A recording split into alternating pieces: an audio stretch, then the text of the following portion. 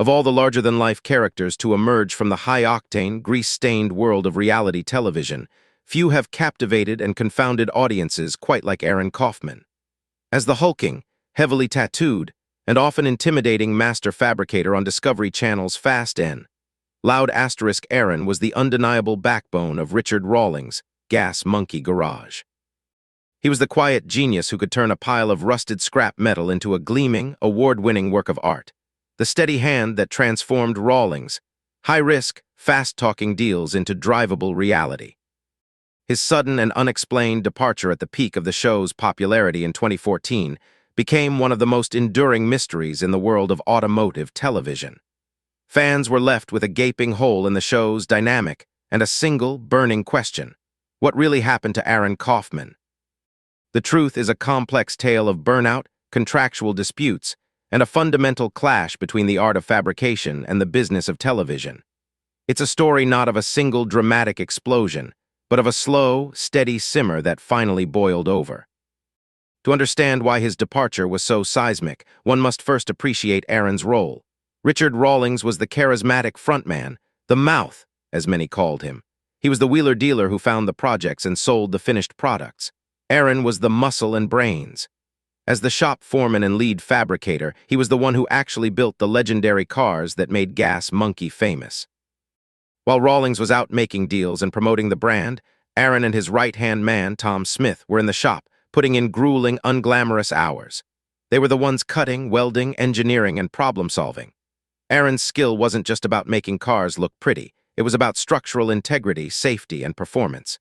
He was an artist, but his medium was steel, and his tools were a welder and an English wheel. This dynamic was the core of the show's early success.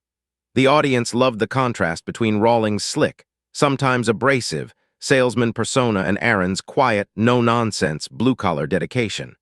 You tuned in to see what crazy deal Richard had pulled off, but you stayed to see if Aron could actually pull it off in the shop. Fast N, Loud Asterisk was a runaway hit, but with that success came immense pressure. The production schedule was relentless. The shop was constantly tasked with building incredibly complex vehicles in what were often unrealistically short timeframes, a common trope in automotive TV designed to create drama. For a craftsman like Aron, this was a source of constant frustration. He took pride in his work, and the demand for speed over quality began to wear on him. In numerous interviews since leaving, he has spoken about the smoke and mirrors of reality TV. Scenes were staged, deadlines were artificially manufactured for tension, and the narrative often took precedence over the reality of the build process.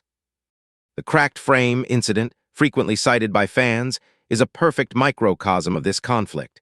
In one memorable episode, Aron discovered a critical crack in the frame of a car Richard had just purchased. It was a moment of genuine concern from a professional who understood the safety implications. The dramatic tension, however, was presented as a hurdle for Richard's deal, not as a fundamental issue of craftsmanship that Aron had to solve. This subtle distinction highlights the growing disconnect between Aron's values and the demands of the show. Furthermore, the financial structure at Gas Monkey became a point of contention. Richard Rawlings, as the owner, reaped the lion's share of the show's profits and the spoils from the car flips. Aron, despite being arguably the most critical component of the operation's technical success, was a salaried employee. As the show's fame grew and Gas Monkey expanded into a brand with a bar and merchandise, the disparity between the frontman's public wealth and the fabricator's compensation became more apparent. Aron felt he and his team were not being adequately compensated for the value they brought and the hours they invested, especially considering the massive revenue the show generated. The official narrative from Gas Monkey Garage and Discovery Channel was always vague, citing a simple parting of ways. But through interviews with Aron himself, his brother and fellow fabricator James, J.D. Darnell, and others close to the situation, a clearer picture emerges. His departure wasn't a single event, but a culmination of factors. Aron is a builder at heart. He wanted to work on the most challenging, high-end projects and have the time to do them right. The TV schedule often forced him to cut corners or work on cars he wasn't passionate about. He felt his creative input was being sidelined for the sake of television drama. The core issue was money and respect. Aron believed that without him and his team, there would be no cars and therefore no show. He sought a more equitable share of the profits, a request that was reportedly denied. He has stated in no uncertain terms that he was not paid what he was worth for the level of work and fame the show demanded of him. The grind was relentless. The combination of long hours in the shop and the additional burden of filming, with its retakes, staged conversations, and interruptions, led to severe burnout. Aron longed to be his own boss, to call the shots, and to build cars on his own terms, away from the cameras and production deadlines. The final straw appears to have been a breakdown in contract negotiations before the start of a new season. Aron, aware of his value, pushed for a better deal. When that deal didn't materialize, he made the monumental decision to walk away from one of the most popular shows on television.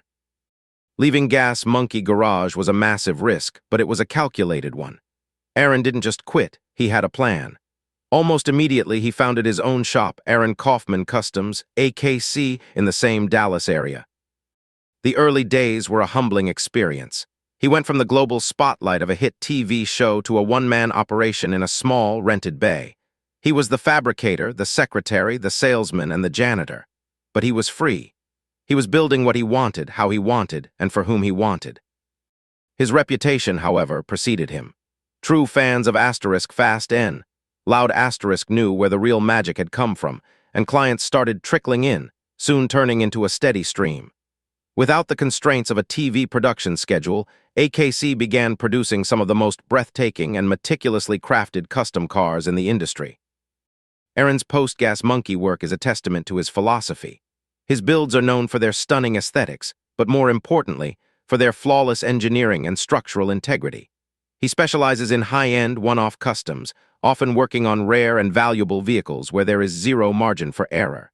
His clientele consists of serious collectors who seek him out not for TV fame, but for his unparalleled skill. For years, the relationship between Aron and Richard Rawlings was assumed to be frosty at best. The silence from both parties fueled speculation of a bitter feud. In recent years, however, a thaw has occurred.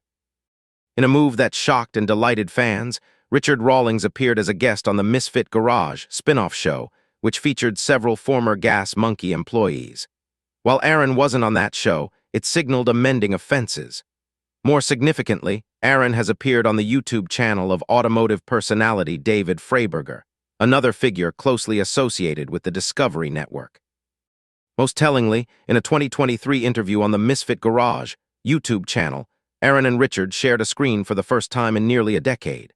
The conversation was cordial, even nostalgic. They laughed about old times, and Richard openly acknowledged Aron's immense talent and contribution to Gas Monkey's success. While it's clear they are not business partners again, the animosity appears to have faded, replaced by a mutual respect forged in the fires of their shared, chaotic success. Aron has used platforms like his own YouTube channel and interviews to finally tell his side of the story. He speaks with a sense of peace and pride about his decision.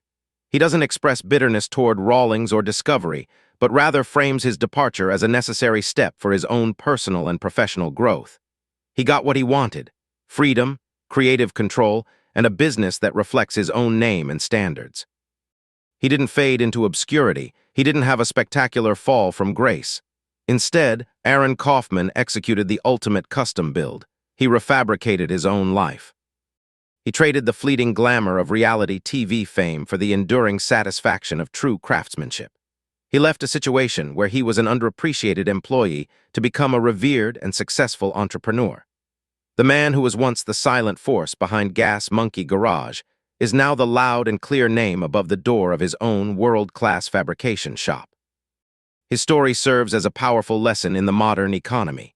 It's a reminder that the most talented people, the ones who actually create the value, are increasingly aware of their worth and are willing to bet on themselves.